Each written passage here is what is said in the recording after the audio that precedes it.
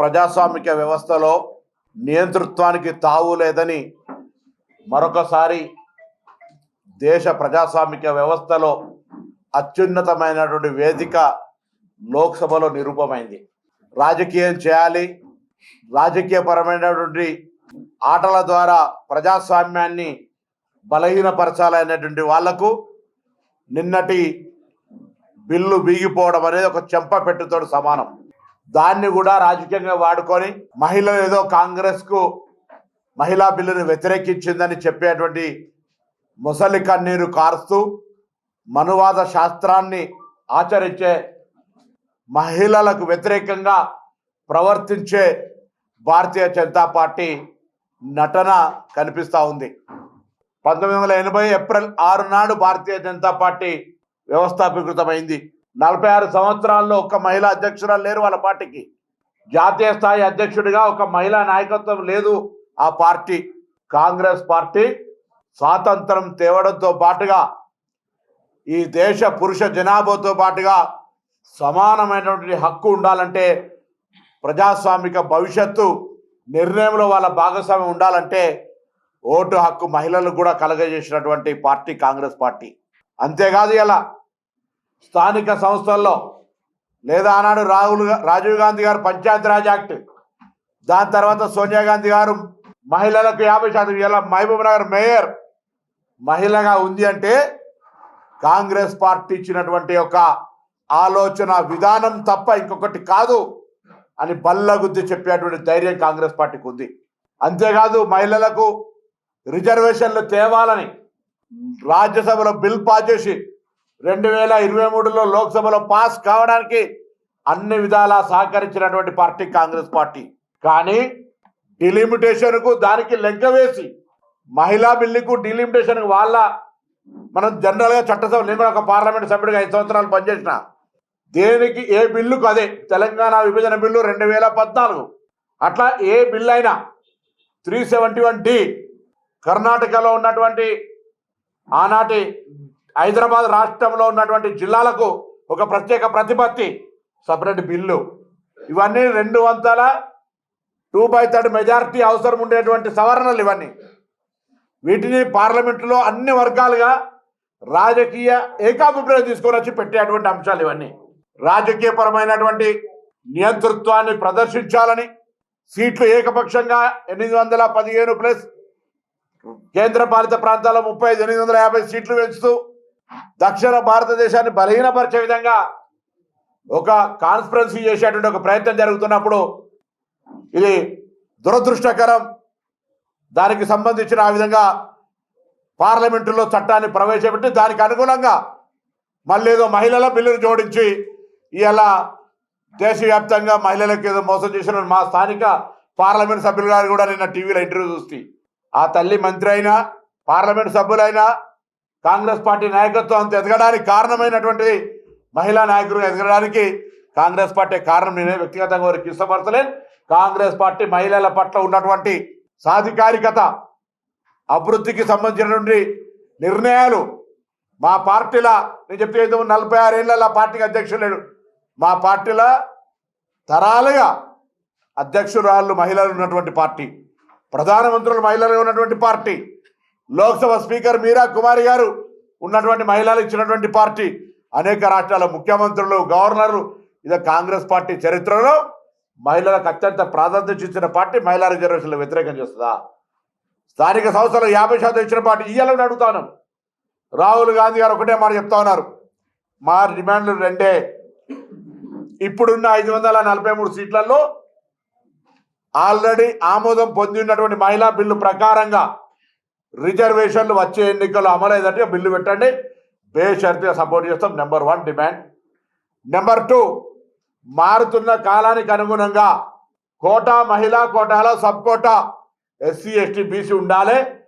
అందరూ కూడా ప్రజాస్వామిక హక్కులో భాగస్వామ్యం కావాలి, మహిళల్లో కూడా ఉద్యోగంగా ఉండాలి అనేటువంటిది కాంగ్రెస్ పార్టీ స్టాండ్, ఇండియా కూటమి స్టాండ్.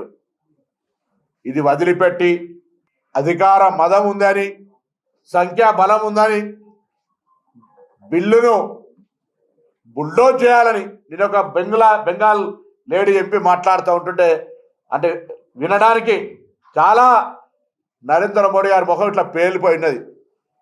మాట్లాడుతూ ఉంది. అలా ప్రజల మీద బుల్డోజర్ వచ్చారు, ఓట్ల పేరు ఓట్లు తీసేస్తారు.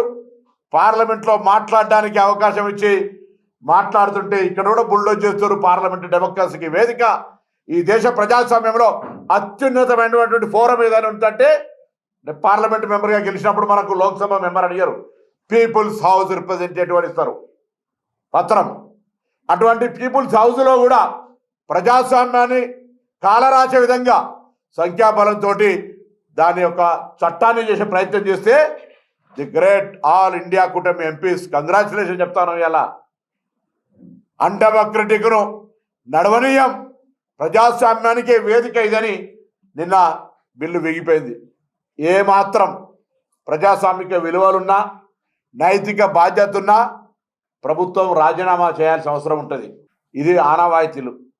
బిల్లులు పాస్ కానప్పుడు అది నో కాన్ఫిడెన్స్ మోషన్ లాగా అక్కడ వాళ్లకు 54 ఓట్లు తక్కువ వచ్చినాయి నిన్న 2/3. So this is democracy. Number game మీదనే ఇలా దానికి సంబంధించినటువంటి ప్రభుత్వాలు పడిపోవడము, నిలబడడం జరుగుతుంది. వాజ్పేయి గారి ప్రభుత్వం కోడితోటి పోయింది.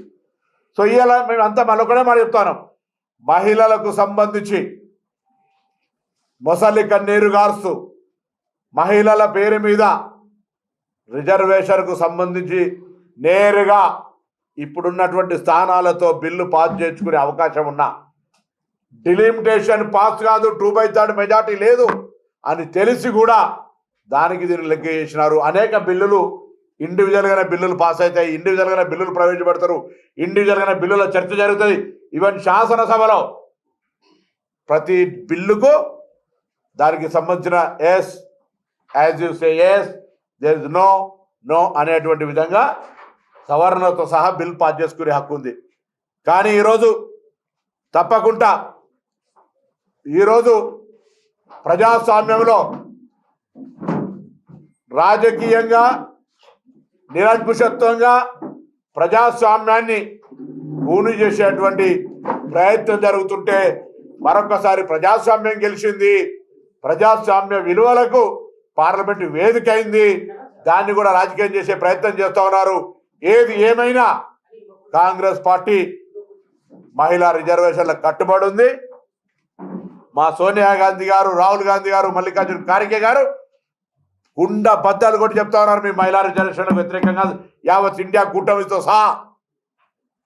వాళ్ళే మొసలి కన్నీరు గారుతూ డిలిమిటేషన్ లెక్క చేసేసారు. కాబట్టి ఇది ఫెయిల్ అయింది. దీని పేరు మీద ఇంకా రాజకీయం చేసే ప్రయత్నం చేస్తే ముఖ్యంగా ఆలోచన శక్తి కలిగిన తెలంగాణ మహిళలు, సాధికారత వైపు తీసుకెళ్తున్నటువంటి తెలంగాణ మహిళలు, ప్రజాస్వామ్యాన్ని విశ్వసించేటువంటి తెలంగాణ ప్రజలు భారతీయ జనతా పార్టీ కుట్రలను తిప్పికొట్టమని చెప్తా ఉన్నా. ఇలా మీ అందరికీ తెలుసు, తెలంగాణ ఏర్పాటు ఒక దీర్ఘకాలిక ఆకాంక్ష. 1956లో మనం విలీనమైనప్పటి నుంచి కూడా మాకొద్దు, ఇది మేము వేరుంటామని కొట్లాడుతున్నటువంటి సాంప్రదాయం, మన తాత ముత్తాతల నుంచి వచ్చినటువంటి ఆకాంక్ష, ఆ ఒక ఆశయం అది. దానికి అనుగుణంగా తిరిగి తెలంగాణ ఉద్యమం కొంతమంది అమరులైతే ఒక పార్లమెంటు సభ్యులుగా ఆనాడు తెలంగాణ బిల్లు కోసం పార్లమెంటు వేదికగా రాజ్యాంగంలో రచించిన అంబేద్కర్ ఆర్టికల్ 3 ద్వారా లోక్సభ రాజ్యసభ బిల్లులు పాస్ చేసుకొని భారతీయ జనతా పార్టీ ఆనాడు సుష్మా స్వరాజ్ గారు కీర్తిశేషులు ఆ బిల్లుకు పూర్తిగా సహకరించి ప్రజాస్వామికంగా లోక్సభలో రాజ్యసభలో పాస్ అయి రాష్ట్రపతి గారి ఆమోద ముద్రేస్తే దౌర్భాగ్యం దుర్మార్గుడు తెలంగాణ ప్రజలను అవమానపరుస్తూ పాకిస్తాన్ ఇండియా యుద్ధంతో విభజనతో పోలిస్తే ఇక అంతకంటే దౌర్భాగ్య పరిస్థితి ఏంది? అందులో ఉండి వింటున్న భారతీయ జనతా పార్టీ ఎంపీలు చీము నెత్తురు లేదా, తెలంగాణ రక్తం లేదా, డిఎన్ఏ మీరు తెలంగాణ బిడ్డలేనా, పరీక్ష చేసుకోమని అడుగుతా ఉన్నాం. ఇలా ఏమైనా నైతికత కొందరైనా బాధ్యత ఆనాడు ప్రధానమంత్రి ఆయన అట్లనే మాట్లాడిండు. ప్రధానమంత్రి ఏమన్నాడు? తల్లి చనిపోయి బిడ్డ పుట్టిందని చెప్తాడు. అమిత్ షా అంటాడు గద్దార్ లాంటిది అర్బన్ నక్సలైట్లేదు అంటాడు. మొన్నోడో తెలుగుదేశం ఎంపీ ఆయన ఏదో మాట్లాడతాడు. ప్రతి ఒక్కరికి చులుకనైంది బిడ్డ. తెలంగాణ గురించి ఎవడు మాట్లాడినా భవిష్యత్ తెలంగాణ సమాజం ఊరుకోదు. సామధాన భేద దండ అన్ని రకాల ఆలోచనతోటి ఉద్యమం ద్వారా సాధించుకున్నది. అమరులు ప్రాణాలు అర్పించి పోరాటం చేసి తాత ముత్తాతలన్నట్టు ఆకాంక్ష నెరవేర్చుకున్నాం. కూడా బీజేపీ రామచంద్రరావు అంటూ ఉన్నాడు, సోనియా గాంధీ గారు తెలంగాణ ఆలస్యం చేయడం వల్ల ఇంతమంది చనిపోయారని. బుద్ధి ఉండాలి, జ్ఞానం ఉండాలి. చదువుకున్న న్యాయవాదివి, నీ రాజకీయ కిషన్ రెడ్డి, బండి సంజయ్లు 8 ఎంపీలను అడుగుతా ఉన్నా. కాకినాడలో 1 ఓటు 2 రాష్ట్రాలు అన్నదవాడు. దాని తర్వాత 3 రాష్ట్రాలు ఇచ్చి తెలంగాణ చంద్రబాబు నాయుడు మోచేతి నీళ్ళు తాగి ఆపిందివాడు. ఆనాడు ఎటువైంది మీ చీమునెత్తురు? మీరు కదా తెలంగాణ విభజన ఆలస్యం కావడానికి కారణకులైంది. ఈ ప్రాణాలు పోవడానికి మీరు కదా బాధ్యత. ఆనాడు మా మీద 2 గురుతర బాధ్యతలుండే. యూపీఏ కూటమిగా ఇటు ప్రభుత్వాన్ని 5 సంవత్సరాలు నడపాలి, ప్రజల అధికారం ఇచ్చినారు. తెలంగాణ ప్రజల ఆకాంక్ష నెరవేర్చాలి. సీమాంధ్రులు తెలంగాణ ఇవ్వడాన్ని వ్యతిరేకిస్తున్నారు, కానీ తెలంగాణ విభజన కాంగ్రెస్ కట్టుబడి ఉంది. అందుకే సందర్భం ప్రకారంగా తెలంగాణ విభజన ఎవరెన్ని చెప్పినా స్వయంగా సోనియా గాంధీ గారే అద్వానీతో సహా చర్చలు జరిపి ఇంటికి భోజనానికి పిలిచి తెలంగాణ ఏర్పాటు చేసిన తల్లి సోనియా గాంధీ. అటువంటి తెలంగాణ ఇలా ఒక ఎంపీ ఓడో ఒకడు, నాలుక లేదు, నోరు లేదు, మోరు లేదు, వాని ఎలా పాకిస్తాన్ విభజనతో పోలుస్తా ఉన్నాడు. దానికి చీమున్నెత్తురు లేని ఆనాడు తెలంగాణ ఉద్యమంలో శాసనసభ్యత్వాన్ని రాజీనామా అంటే పరారైన కిషన్ రెడ్డి ఆయన మాట్లాడుతాడు, తేజస్వి గారు తప్పైందని ఒప్పుకున్నాడు. ఎస్, తప్పైందని ఒప్పుకున్నాను నువ్వు అంటున్నావు, అది పార్లమెంట్ రికార్డులో ఉండడానికి వీలు లేదు. మా గౌరవ ఎంపీలంతా లోక్సభ స్పీకర్కి విజ్ఞప్తి చేసినారు.